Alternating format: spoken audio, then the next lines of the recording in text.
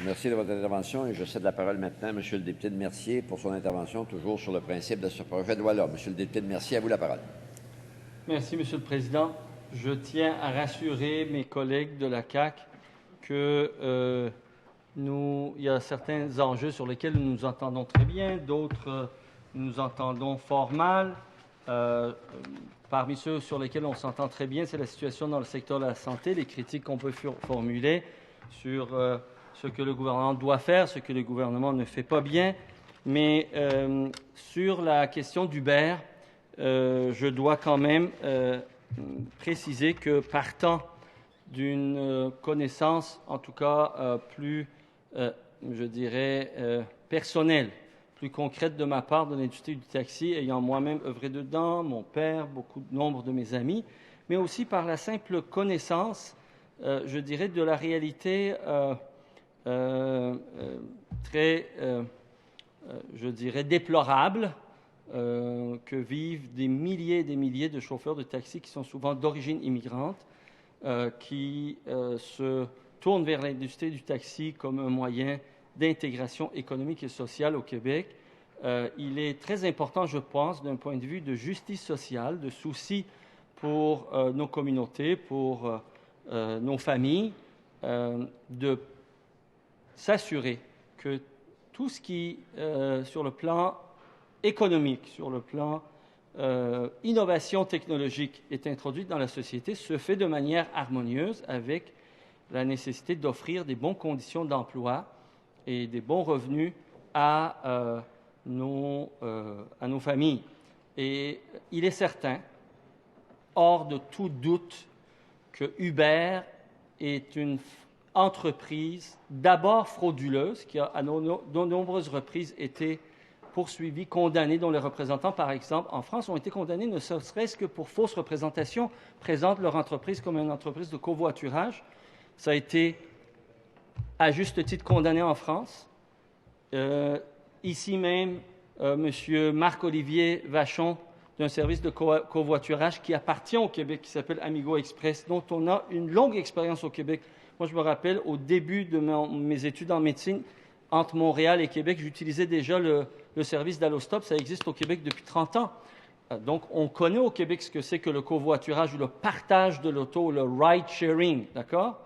Et Uber, ça n'en est pas. C'est une entreprise capitaliste, vautour, à plusieurs titres, cherche à prendre le contrôle, sinon le monopole d'une industrie, ensuite impose sa loi et ne respecte aucune loi, notamment la loi de l'impôt. Et je suis sûr que mes collègues de la CAQ sont excessivement sensibles aux questions d'équité en matière fiscale. Et la première chose qu'Uber ne respecte pas, c'est de payer ses impôts. Vous le savez très bien. Je ne parle pas de la taxe sur les services rendus par les chauffeurs. Je parle de l'impôt sur le revenu d'Uber qui est transféré en Hollande, qui immédiatement paye, je ne sais plus à quelle hauteur, mais souvent c'est ce que font ces entreprises, à une entreprise enregistrée à Delaware, et l'argent se rend aux Bermudes. Est-ce que vraiment la CAQ, est-ce que vraiment les députés ici dans le Parlement, est-ce que comme législateur, on peut accepter de laisser libre cours à une entreprise qui, au vu et au su de tout le monde, a installé un système de paiement dont le principal but est d'échapper à la responsabilité première de tout particulier et de tout citoyen corporatif, c'est de payer ses justes parts d'impôts comme tout le monde.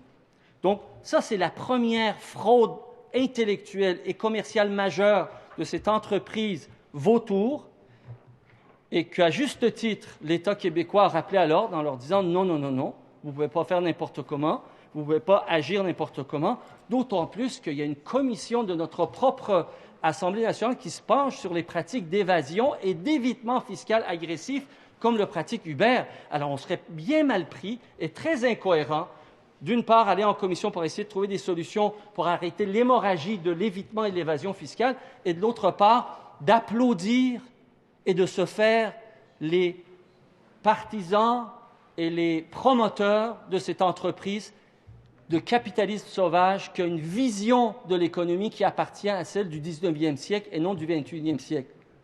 L'économie de partage est une économie où les différents partenaires partagent de manière équitable le service et les bénéfices.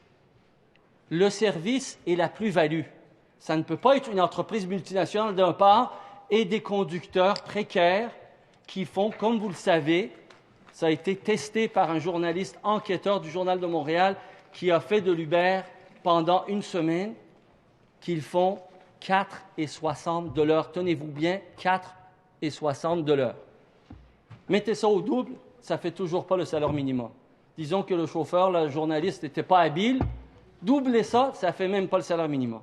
Ce qui m'amène à dire que la première chose que cette industrie doit faire, l'industrie du taxi, cessons de parler Uber, là, nous allons voter en faveur de ce projet de loi, en faveur de son principe et en faveur du projet de loi, évidemment, en apportant des amendements, parce qu'il faut absolument s'assurer que tout le monde dans l'industrie respecte des règles minimum. Maintenant, ceci étant dit, il y a une série de considérations qui doivent toucher l'amélioration de l'industrie. L'amélioration, bien sûr, de son service, de sa desserte, de son déploiement, non seulement dans les zones urbaines, mais aussi en région, qui a vraiment besoin de services de transport collectif, de services de transport partagé, donc qui parle taxi, parle de cette nécessité aussi en région. On va y revenir. Mais commençons aussi par l'essentiel. L'essentiel, c'est que, comme tout travailleur et travailleuse, ceux qui travaillent dans l'industrie du taxi doivent avoir un salaire digne. Alors, on ne peut pas accepter que la seule manière que les chauffeurs de taxi dans de grandes urbaines ont trouvé pour s'assurer d'un minimum de revenus décents à la fin de l'année, c'est de travailler de 60 à 72 heures par semaine dans l'espoir d'avoir des revenus, parce que actuellement, si on calcule au taux horaire, malheureusement, les chauffeurs de l'industrie du taxi légal ne font même pas 10 $ de l'heure. Il y a un problème là. On l'a vu en commission. Pour ceux de mes collègues qui étaient en commission, j'ai posé la question aux représentants de l'Association des haïtiennes des travailleurs du taxi, puis ça ne fait pas 10 $ de l'heure, malheureusement, en moyenne, si on regarde le tableau. Donc, première innovation d'importance, et je veux le souligner ici parce que c'est une innovation du Québec avec une entreprise du Québec. Je parle de Théo Taxi, Taxelco. Je pense qu'on doit le souligner parce que non seulement en innovant sur le plan technologique, sur le plan qualité de service, ils ont innové aussi en matière sociale. La structure d'entreprise, le modèle d'affaires et l'organisation de l'utilisation de leur flotte permet à Taxelco d'offrir un minimum de 15 $ de l'heure à ses chauffeurs. Ceci est admirable, ça devrait être la barre. Je ne sais pas si mes collègues m'écoutent, mais je pense que tout travailleur et toute travailleuse, tout travail au Québec mérite et digne de recevoir au minimum 15 $ de l'heure aujourd'hui pour rencontrer les besoins essentiels. Et Taxelco respecte cela. Donc, première innovation, et je souhaite que l'ensemble de l'industrie du taxi se fixe comme objectif de s'assurer que ces chauffeurs, que ces travailleurs, ces travailleuses reçoivent au minimum un salaire digne pour le travail qu'ils font et qu'on tente tous, à brève échéance, je ne sais pas quelle échéancier on peut se donner, mais que l'ensemble de l'industrie arrime la barre haute et noble qu'a placé Uber en rétribuant convenablement ses chauffeurs. Parce que l'industrie du taxi, c'est quand même 18 000 chauffeurs et chauffeuses de taxi, c'est donc à peu près 20 000 familles, 5e plus gros employeur au Québec. Donc, cette industrie-là mérite notre protection pour cette raison, pour la raison, comme je vous ai mentionné, qu'en plus, c'est un domaine d'emploi qui est un domaine refuge pour bien des citoyens qui autrement se voient discriminés de toutes sortes de façons parce que leurs diplômes ne sont pas reconnus à leur juste titre ici. Donc, nous sommes favorables, bien sûr, au progrès, mais le progrès ne peut pas toujours se faire sur le dos des gens à faible revenu. On ne peut pas faire le progrès en détériorant les conditions d'existence et de revenus de nos concitoyens. Donc, pour nous, le progrès, c'est d'abord viser à améliorer le service, à le rendre plus accessible, à le rendre plus dynamique, à le rendre aussi parfois, si on fait une optimisation de l'utilisation de la flotte disponible, même à plus faible coût, en réduire le coût pour en augmenter l'usage, électrifier le transport, donc tenir compte de l'importance de diminuer l'impact environnemental de quand même un usage, disons, presque solo d'un transport plutôt que le transport en commun. Donc, au-delà du bannissement d'UberX, qui doit être un objectif immédiat. Il y a toute la série de transformations que l'industrie doit s'employer à faire, et j'en énumère une série qui vise à apporter une amélioration plus englobante pour offrir une solution pour l'amélioration des conditions de travail des artisans dans une économie fortement implantée localement, mais qui devienne plus prospère et plus attrayante. Donc, des mesures réglementaires d'abord pour favoriser la sécurité et la qualité de service. Il faut mettre la qualité et la sécurité offertes par les taxis au cœur de tout ce qu'on fait dans les prochaines semaines en examinant le projet de loi.